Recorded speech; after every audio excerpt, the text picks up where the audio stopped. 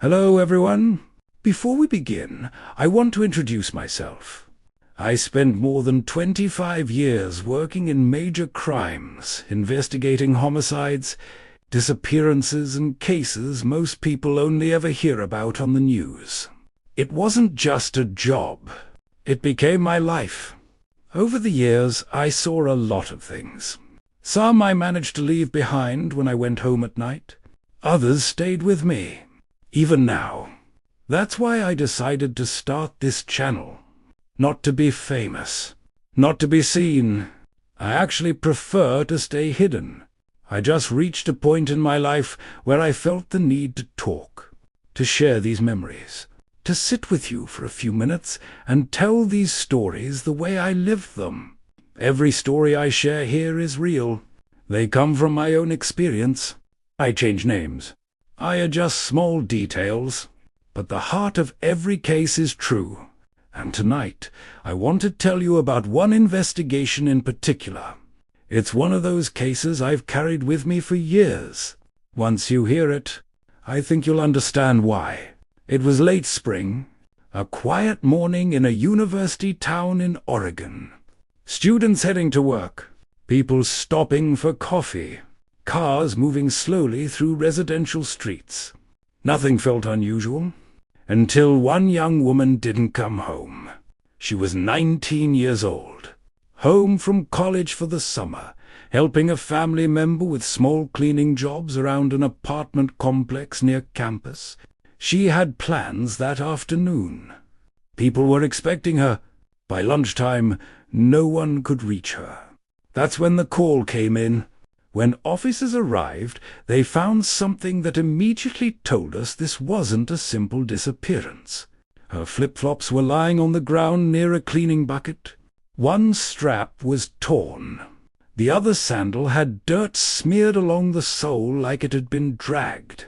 Her phone was still there, her purse, her wallet, everything she would normally take with her, except herself. Adults don't just vanish like that. From the very beginning, we treated it as an abduction. Witnesses started coming forward. Someone thought they heard a scream late that morning.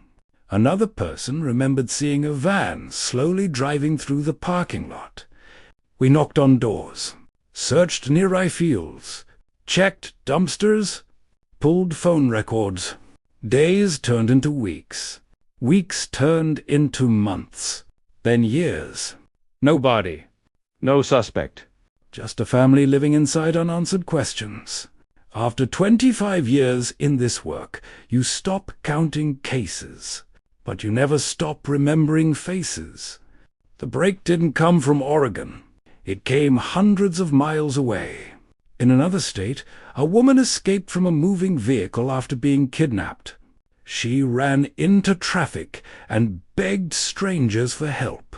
She told police everything she could remember: the man, the van, and one strange detail. Inside the vehicle were bright red floral seat covers and a small stuffed toy hanging from the rearview mirror. That detail mattered. Local police tracked down a van matching that description. Inside, they found evidence linking the driver to multiple attacks. When digital records were checked, his phone data placed him in our town on the exact morning the young woman vanished years earlier. Forensic testing later confirmed traces of the victim inside his vehicle. That was enough. He was arrested, charged with kidnapping, sexual assault, and murder. But even then, one thing was missing: her body. For 5 long years, her family waited. Then the suspect made a deal. He agreed to reveal where he left her remains in exchange for avoiding the death penalty. We followed his directions to a remote logging road deep in the forest. That's where we finally brought her home. He was sentenced to life in prison without parole. Justice came, but it came late. And every time I think back to that case, I remember those broken flip-flops on the pavement. A normal morning, a routine shift, and how quickly a life can disappear. Sometimes justice only happens because someone finally decides they can't live with silence anymore. This is my first video in the YouTube, so please, if you want to hear more true stories and feel more this vibe, just subscribe and wait for the next video.